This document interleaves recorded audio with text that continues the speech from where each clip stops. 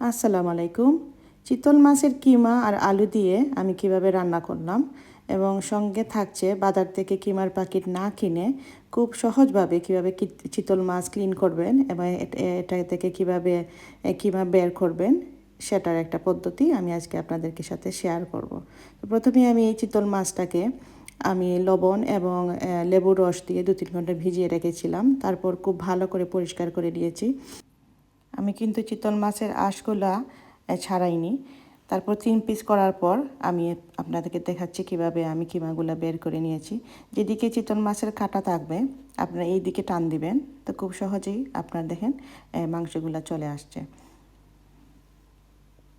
এটা খুব সোজা, যারা চিতল মাছ খেতে পছন্দ করেন এবং আঁশ কীভাবে ছাড়াবেন বা কীভাবে কিমা বের করবেন এই জন্য আপনারা খান না, তো এই পদ্ধতিতে আপনারা খুব সহজেই এটা করে নিতে পারে। এটা করতে 2 থেকে 3 মিনিট লাগে।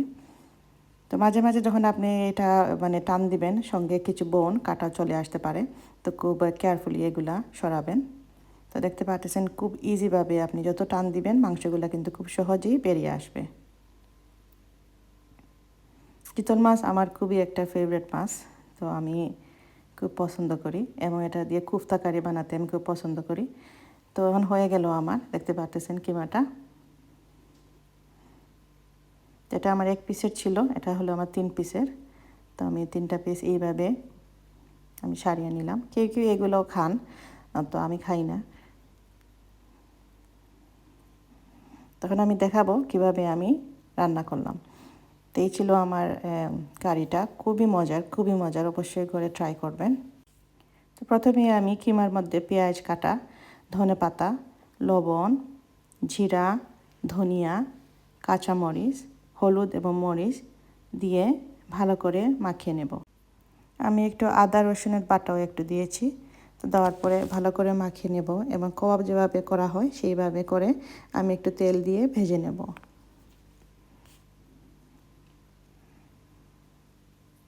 যেহেতু আমি এটা রান্না করব এই জন্য এত ভালো করে ভাজবো না, শুধু জাস্ট এপাশ ওপাশ করেই আমি ভেজে নেব।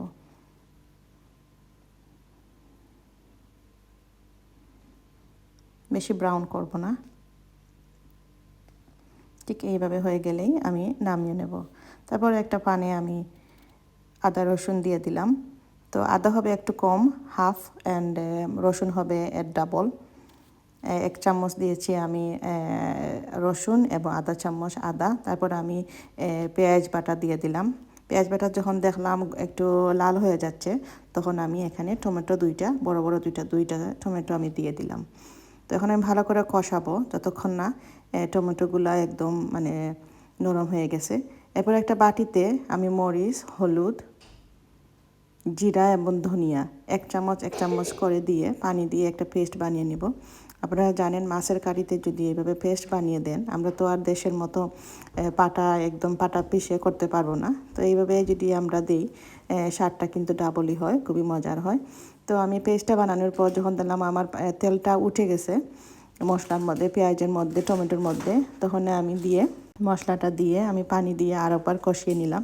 নেওয়ার পর যখন দেখলাম তেলটা উপরে চলে আসছে তখন আমি কোফতাগুলো দেওয়ার পর খুব ভালোভাবে আমি কষিয়েছি। কষানোর পর যখন দেখলাম আমার কোফতাটা একটু হয়ে গেছে তখন আমি আলু দিয়ে পানি দিয়ে আমার যতটুকু শিরা আমার দরকার করে আমি ভালো করে রান্না করে নিলাম।